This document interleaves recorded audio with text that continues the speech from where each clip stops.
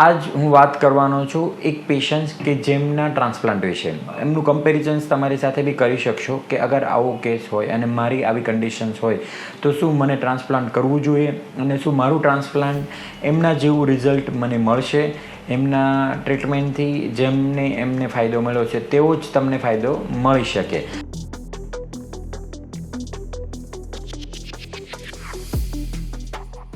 Hello everyone, કેમ છો?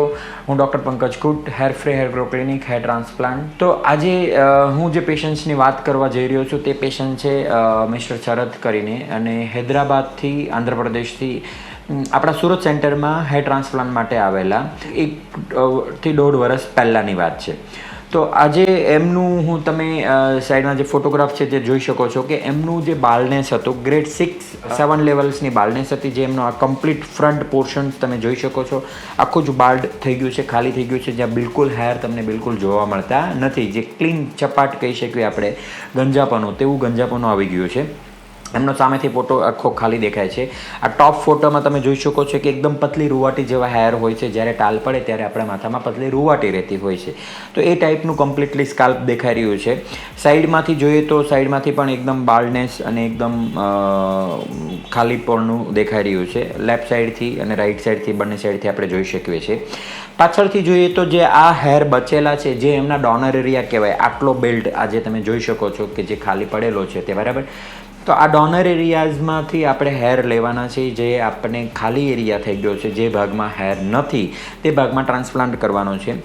Grade 6 બાલ્ડનેસ છે એટલે હજી નીચે સુધી નથી પહોંચ્યું. અગર ગ્રેડ 7 બાલ્ડનેસ હોય તો એ જે નીચે ઈદનો ચાંદ આપણે પાછળના ભાગમાં અહીંયાથી આવતો હોય તે પણ ઓલમોસ્ટ ખાલી થઈ જતો હોય છે.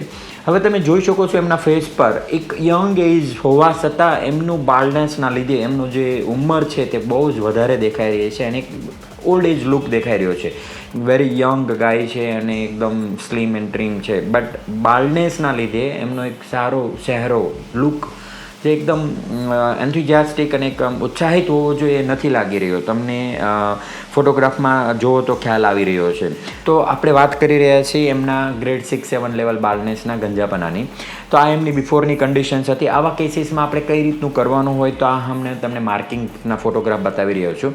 તો આવા કેસીસમાં આપણે આ રીતનું માર્કિંગ કરવું પડે. થોડી હેરલાઇન છે નોર્મલ કરતાં ઉપર રાખવી પડે, કેમ કે આપણી પાસે અવેલેબિલિટી ઓફ ગ્રાફ્ટ, વાળ જે જગ્યાએ નાખવાના છે તેની ક્વોન્ટિટી ઓછી હોય છે. તો એ બેઝ પર આપણે ધ્યાન રાખીને આમની હેરલાઇન આપણે માર્કિંગ કરેલું છે. તો આ હેરલાઇન માર્કિંગમાં તમે જોઈ શકો છો ટોપ લુકનો ડાઉન હેડ ફોટો તમે જુઓ છો, તેમાં ડિસ્ટ્રીબ્યુશન ઓફ ગ્રાફ્ટ અમે કરેલું છે. હેરલાઇન માર્કિંગ છે જેમાં ફ્રન્ટ લાઇન એક નાનો બેલ્ટ બનાવેલો છે, જે લાઇનને આપણે એક મેક્સિમમ ડેન્સિટી આવા કેસીસમાં ઇક્વલ સેમ ડેન્સિટી આપવાની હોય છે. એટલે સામેનો પોર્શન છે એ એટલા બેલ્ટમાં આપણે થોડી હાયર ડેન્સિટી આપશું, જેથી કરીને સામનાવાળા ભાગમાં ફ્રન્ટ લુક હોય તો એક ઘણો સારો એક નોર્મલ ડેન્સિટી સાથે દેખાય. ફ્રન્ટ ભાગમાં આપણે એપ્રોક્સિમેટલી 2700 ગ્રાફનું પ્લાન કર્યું છે. એના પછી મિડલ ભાગ છે એમાં 800 ગ્રાફનું પ્લાન કરેલું છે. એનાથી પાછળનો ભાગ છે જેમાં 1000 ગ્રાફનું એપ્રોક્સિમેટલી પ્લાન કરેલું છે. તમે આ સાઈડ વ્યૂ જોઈ શકો છો કે સાઈડ વ્યૂમાં એનો લુક કેવો રાખશે. ઓબ્વિયસલી તમને એવું થતું હશે કે સાઈડ વ્યૂમાં થોડું ઉપર છે, બટ ગ્રેડ 6 લેવલની બાલ્ડનેસ હોય અને યંગ એજ હોય તો થોડી હેરલાઇન ઉપર રાખવી બેટર છે, જેથી કરીને તમારી બાલ્ડનેસ મેક્સિમમ લેવલ સુધી કવર થાય અને તમને એક સારો લુક મળે. બંને સાઈડથી તમને સેમ ફીલ થશે. એમનું ટેમ્પલ્સ બનાવવાની જરૂર હતી, બટ આપણે temples because of limitations of ગ્રાફના લીધે નથી બનાવ્યું, જેથી કરીને એમનું ફ્રન્ટ અને ટોપ સુધી સારો લુક આવી જાય. ટેમ્પલ્સ એમને જરૂર હોય તો સેકન્ડ સેશન્સમાં બનાવી શકીએ. આ માર્કિંગ છે ટોપ વ્યૂમાં તમે જોઈ શકો છો. પાછળનો એક એરિયા થોડો છોડવો પડે. ગ્રેડ 6 બાલ્ડનેસ હોય તો એક જ સેશન્સમાં બંને વસ્તુ નથી કરી શકાતી. આખો એરિયા સ્કાલ્પ આપણે ના કરી શકીએ બિકોઝ ઓફ આપણી પાસે એક લિમિટેશન્સ ઓફ ગ્રાફ્ટ હોય. આમના કેસમાં એકચ્યુઅલ રિક્વાયરમેન્ટ જે છે તે મિનિમમ 5500 ટુ લઈને 6000 ગ્રાફની છે. But hair transplant A necessary treatment નથી. એની માટે કોઈ રિસ્ક કોમ્પ્લિકેશન ના હોય એટલા માટે એક લિમિટેશન્સ રાખવામાં આવે છે, જેથી કરીને કોઈ સાઇડ ઇફેક્ટ કોમ્પ્લિકેશન ના થાય અને આપણે એના એક સારા આઉટપુટ સાથે એમને સારું એક રિઝલ્ટ આપી શકીએ, બરાબર.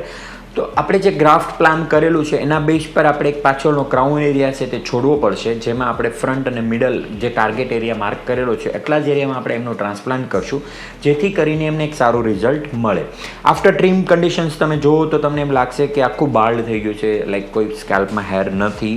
બરાબર. આ આફ્ટર ટ્રીમ કન્ડિશન છે, એમનો એરિયા ઓફ માર્કિંગ છે કે કેટલા ભાગમાં આપણે કેવી રીતનું ટ્રાન્સપ્લાન્ટ કરવાનું છે, આ રીતનું પ્લાનિંગ કરવામાં આવતું હોય ટ્રાન્સપ્લાન્ટમાં, અને આવી રીતનું ટ્રીમ કરવાનું આવતું હોય છે. આપણે માર્કિંગ કર્યા પછી ટ્રીમ કરીએ જેથી કરીને આપણને આઈડિયા આવે કે આપણે કયા ભાગમાં કેવી રીતના હેર પ્લાન્ટ કરવાના છે. અને ટ્રીમ કરવાનો એટલા માટે હોય છે કે લોંગ હેરને આપણે ટ્રાન્સપ્લાન્ટ નથી કરી શકતા હતા, ટ્રીમ કરી અને એ હેરને સિલેક્ટેડ ટાર્ગેટ કરવાનો હોય જેથી કરીને ડોનર એરિયાનો લુક ચેન્જ ના થાય આફ્ટર ટ્રાન્સપ્લાન્ટને રિકવર પછી. આ આફ્ટર ટ્રીમના ફોટોગ્રાફ છે, તમે ડોનર એરિયા જોઈ શકો છો. એકદમ સારી ક્વોલિટીનું ઝૂમિંગ સાથે જોઈએ તો આપણને પ્રોપર દેખાય છે કે જ્યાંથી આપણને એક સારા હેર મળવાના છે. બરાબર. તો આવી રીતનું આખું પ્લાનિંગ છે એમનું બનેલું છે, અને આ આપણે એની કન્ડિશન છે કે આવી રીતનું આપણે એમાં પ્રોજેક્ટ પ્લાન કરી શકશું કે આપણે એમના ગ્રાફ્ટને એક પ્રોપર આર્કિટેક્ટલી અને એક પ્રોપર ડિઝાઇનિંગ સાથે વર્ક કરશું જેથી કરીને એમનું એક રિઝલ્ટ જ્યારે બી આવે ત્યારે એ એવા લેવલનું રિઝલ્ટ આવે કે જે એમનું જે મેઇન કન્સર્ન છે કે ભાઈ મારી બાલ્ડનેસ અને એક યંગ એજમાં આટલું પ્રોપર બાલ્ડનેસ દેખાય છે અને જેનાથી એક એમનું લુક ઉત્સાહિત વગરનું છે જે આપણે એને સારું કરી શકીએ. તો આફ્ટર ટ્રાન્સપ્લાન્ટની આ કન્ડિશન તમે જોઈ રહ્યા છો. હેરલાઇન્સ એમની જોઈ શકો છો, ફ્રન્ટ લાઇન એકદમ પરફેક્ટલી ટ્રાન્સપ્લાન્ટ ઇરેગ્યુલારિટીથી કરવામાં આવી છે જેથી કરીને જેનો લુક નેચરલ આવે. કોઈપણ પ્રકારની પેટર્ન નથી ફોલો કરવામાં આવી. ઘણા લોકો ઝિગઝેગ પેટર્ન જોતા હોય છે, એકદમ સ્ટ્રેટ લાઇન હેર થતા હોય છે. અગર તમે કોઈ હેરના રિઝલ્ટના વિડીયો કે અથવા કોઈ પેશન્ટ્સનું જોયું હોય તો તમને ખ્યાલ આવે. તો જેથી કરીને આમનું જ્યારે ટ્રાન્સપ્લાન્ટનું રિઝલ્ટ આવશે, આપણે જે હેરલાઇન ક્રિએટ કરી છે, જેમાં પ્લાન્ટ કરવામાં આવેલા છે, ગ્રાફ પ્લાન્ટનું કન્ડિશન છે, તો એ એકદમ પરફેક્ટ અને સારો લુક આપશે. લેફ્ટ રાઇટ કન્ડિશન્સમાં તમે જોઈ શકો છો કે એનો કેવી રીતનો લુક રહેશે. એમનું 2 દિવસમાં સેશન થયેલું છે, એટલે સેકન્ડ દિવસમાં ફ્રન્ટ તમે જોવો છો કે એમાં ઉપરના ગ્રાફ્ટ જે પ્લાન્ટ કરવામાં આવ્યા છે, અને સેકન્ડ ડે એમનું જે બેક સાઈડનો ડોનર એરિયા છે કે જ્યાં છૂટેલું છે તે નેક્સ્ટ ડે આપણે કરીશું. બરાબર. આ એમનો ડોનર એરિયા યુઝ થયો છે કે જ્યાંથી આપણે ગ્રાફ્ટ કાઢેલા છે, એટલે જ્યારે આપણે ગ્રાફ્ટ કાઢશું ત્યારે આ ટાઈપનો એનો લુક રહેશે હેર્સનો, અને આ રીતના એનો બેલ્ટ ડોનર એરિયાનો સિલેક્ટ કરવામાં આવે છે જે રિકવર થઈ જતો હોય છે. ત્યાંથી કોઈ પણ પ્રકારનો ડિફરન્શિએશન ખ્યાલ નથી આવતો જ્યારે એક લોંગ હેર હોય ત્યારે. હવે આપણે એમનું રિઝલ્ટ કઈ રીતનું આવી રહ્યું છે તે કન્ડિશન જોઈએ તો આ એમનું શેડિંગ ફેઝની કન્ડિશન છે. ઓલમોસ્ટ એમના જે બી હેર આપણે ઇમ્પ્લાન્ટ કરેલા છે તે ધીરે ધીરે ખરી જતા હોય છે. કદાચ તમે આ બધી વસ્તુ હવે તો જાણતા જ હશો કે આપણે જે બી હેર અંદર પ્લાન્ટ કરીએ એનો રૂટ્સ અંદર નીચે બ્લડ વેસલ સાથે અટેચ થતો હોય અને ઉપરનો સાફ્ટ પોર્શન નીકળતો હોય છે ડે બાય ડે. 15 દિવસથી લગભગ નીકળવાની શરૂઆત થાય છે. તો અત્યારે એમની જે કન્ડિશન છે એક જેટલી 45 ડેઝની કન્ડિશન છે. તમે સામેનો લુક જોઈ શકો છો. તમે કમ્પેરિઝન્સ કરો બિફોર ટ્રાન્સપ્લાન્ટ, જ્યારે એમનું બાલ્ડનેસ હતું ત્યારે ત્યાં ખાલી હતું ને એકદમ ઓડ લુક આવતો હતો, ને નાવ હી સ્ટાર્ટ લુક યંગ. હવે તો એમની હેરલાઇન એક આવી રહી છે તેવું તમને ખ્યાલ આવી રહ્યું છે. બિફોર ટ્રાન્સપ્લાન્ટ માર્કિંગ ટાઈમે તમને લાગતું હતું કે સાઈડ બહુ ઉપર હશે, એમની હેરલાઇન ઉપર હશે, બટ નાવ યુ કેન જજ કે એ હેરલાઇન પણ એકદમ પરફેક્ટલી સારા લુકમાં આવતી હોય એ ટાઈપનું ફીલ થઈ રહ્યું છે. આ એમનું શેડિંગ ફેસ છે કે જે આપણે હેર નાખ્યા છે તે ખરી અને પાછા આવવાની શરૂઆત થઈ રહી છે. ઝૂમ કન્ડિશનમાં જોઈએ તો ઘણા હેર મોટા થઈ રહ્યા છે અને ઘણા એરિયામાં ખાલી સ્પોટ્સ દેખાઈ રહ્યા છે જેથી કરીને ત્યાં ન્યૂ હેર આવી રહ્યા છે. સાઈડ લુક્સ જોઈએ તો આપણને ટેમ્પલ સાથે મેચ થઈ રહ્યું એવું લાગે છે જેથી કરીને તમારો આ જે ટેમ્પલ્સ એરિયા છે તો એકદમ નેચરલી મેચ થશે તો એક લુક સારો આવી શકે આફ્ટર ટ્રાન્સપ્લાન્ટ જ્યારે એની એક રિકવરી થાય અને પ્રોપર આવે ત્યારે. બરાબર. બંને સાઈડમાંથી લેફ્ટ અને રાઈટ સાઈડમાંથી આપણે એનો લુક જોઈએ છે. હવે આપણે જોઈ રહ્યા છીએ ડોનર એરિયા. તો આ જે ડોનર એરિયા છે કે જ્યાંથી આપણે હેર નીકાળેલા હતા, તમે જુઓ છો બિફોર ટ્રાન્સપ્લાન્ટ જે એમનો ડોનર એરિયાનો આપણે બેક સાઈડનો ફોટોગ્રાફ જોયો, પછી ત્યારે માર્કિંગ્સનું કન્ડિશન જોઈ, અને પછી આપણે જ્યારે ત્યાંથી હેરને પ્લક કર્યા, એક્સ્ટ્રાક્ટ કર્યા ત્યારની બી કન્ડિશન જોઈ, અને આ 1.5 મહિને એમનું રિકવરી સ્ટેજ છે ત્યારે તમે જુઓ છો કે ડોનર એરિયા ઓલમોસ્ટ રિકવર થઈ ગયું છે. ત્યાં કોઈ પણ પ્રકારનું ડિફરન્શિએશન્સ ખ્યાલ નથી આવતું. માઇન્યુટ સ્પોટ્સ દેખાય છે, ઓલમોસ્ટ બાકી રિકવરી તમારા સ્ટેજમાં છે. ટોપ લુક ઓફ જોઈએ છે તો જે પાછળનો એરિયા આપણે છોડ્યો છે ત્યાં થોડું ખાલી દેખાય છે, બાકીના ભાગમાં એકદમ પરફેક્ટલી ન્યૂ હેર ગ્રોથ થઈ રહ્યા છે. હવે આપણે એમનું ફાઇનલ રિઝલ્ટ જોવા જઈ રહ્યા છે કે 1 વર્ષ પછી એમની કન્ડિશન શું છે. બરાબર. તો આ એમનું 10 મહિનાથી વર્ષની વચ્ચેનું રિઝલ્ટ છે. હવે આ ફોટો તમે ફ્રન્ટ લાઇનમાં જોઈ રહ્યા છો. એમનો જે લુક તમે જુઓ, એમનો લુક કેટલો યંગ થઈ ગયો, એકદમ ફેસ તમે જુઓ બિફોર ટ્રાન્સપ્લાન્ટનું અને આફ્ટર ટ્રાન્સપ્લાન્ટનું બેનું કમ્પેરિઝન્સ જુઓ તમે ત્યારે તમને આઈડિયા આવશે કે before transplant is look very sad face, very confidence less face. લાગી રહ્યું છે કે એમનામાં એક ઉત્સાહ નથી. બરાબર. અને આફ્ટર ટ્રાન્સપ્લાન્ટનો ફોટો જો ઓટોમેટિકલી એક ઉત્સાહ સાથે લુક લાગે છે. જ્યારે બાલ્ડનેસ આવે ત્યારે જેમને બાલ્ડનેસ હોય એ લોકો જે ફીલ કરતા હોય ઓબ્વિયસલી એક એવું લાગે કે આપણામાં કંઈક ઘટતું છે એવું, અને જ્યારે એ હેર રિકવર થાય અને તમારો એક નવો લુક તમને મળે ત્યારે જે એક કોન્ફિડન્સ અને એક ઉત્સાહ હોય એ અલગ જ લેવલનો હોય છે.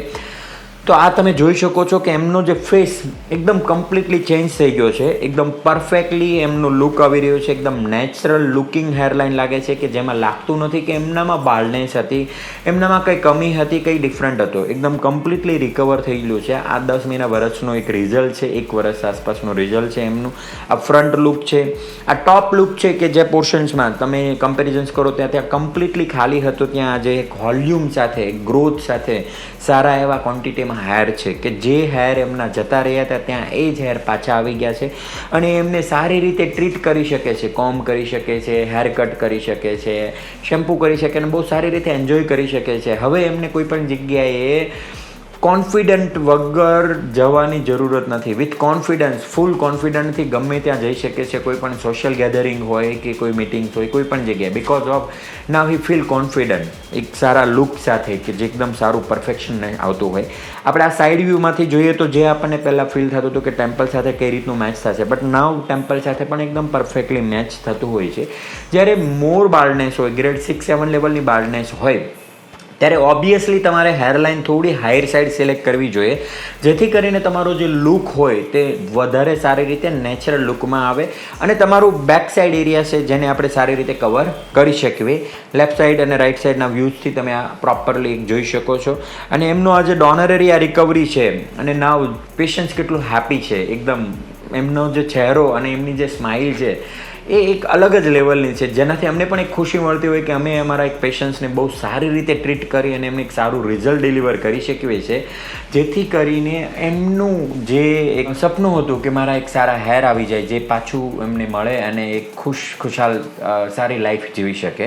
તમે બધા વિચારતા હશો કે બધું તો તમે બતાવી દીધું, કેમ રિઝલ્ટ આવ્યું, કઈ રીતની સર્જરી થઈ, બટ શું, કેટલા ગ્રાફ્ટ લાગ્યા, કઈ ટેકનિક હતી, કેવી રીતનું થયું? તો એમના ગ્રાફ્ટ જે લગાવવામાં આવ્યા છે તે એપ્રોક્સિમેટલી 4,17 ગ્રાફ લગાવવામાં આવેલા છે. એમની IFU એટલે ઇમ્પ્લાન્ટર FUE કરીને હેર ટ્રાન્સપ્લાન્ટની ટેકનિક છે, એમનાથી એમની સર્જરી કરવામાં આવી છે, જેથી કરીને એમનું આટલું સારું રિઝલ્ટ આવેલું છે. એમની કન્ડિશન્સ ગ્રેડ 6 અને 7 લેવલની બાલ્ડનેસ હતી જે નાવ રિકવર થઈ ગઈ છે. હવે એક યંગ છે, એમની કોઈ બાલ્ડનેસ નથી અને પરફેક્ટલી રિઝલ્ટને એન્જોય કરી શકે છે. અગર તમને પણ આ ટાઈપની કન્ડિશન્સ હોય અને તમને પણ ટ્રાન્સપ્લાન્ટની જરૂર હોય તો ઓબ્વિયસલી આ કન્ડિશન્સમાં તમે બીજી કોઈ ટ્રીટમેન્ટમાં નહીં જાઓ અને મારી એડવાઇસ છે કે ડાયરેક્ટલી ટ્રાન્સપ્લાન્ટ કરાવો, કોઈ પણ જગ્યાએ કરાવો, બટ ડાયરેક્ટલી ટ્રાન્સપ્લાન્ટ કરાવો. તમને સારામાં સારું રિઝલ્ટ ટ્રાન્સપ્લાન્ટથી જ મળશે અને તમે એને લોંગ લાઈફ સારી રીતે જીવી શકશો. હોપ વિડીયોઝ તમે બહુ સારી રીતે એન્જોય કર્યો હશે અને આવું ને આવું રિઝલ્ટ અમે તમારી સાથે શેર કરતા રહીએ. તમે અમને બહુ લાઇક્સ અને બહુ પ્યાર આપતા રહો એવી અમારી આશા. Thank you again.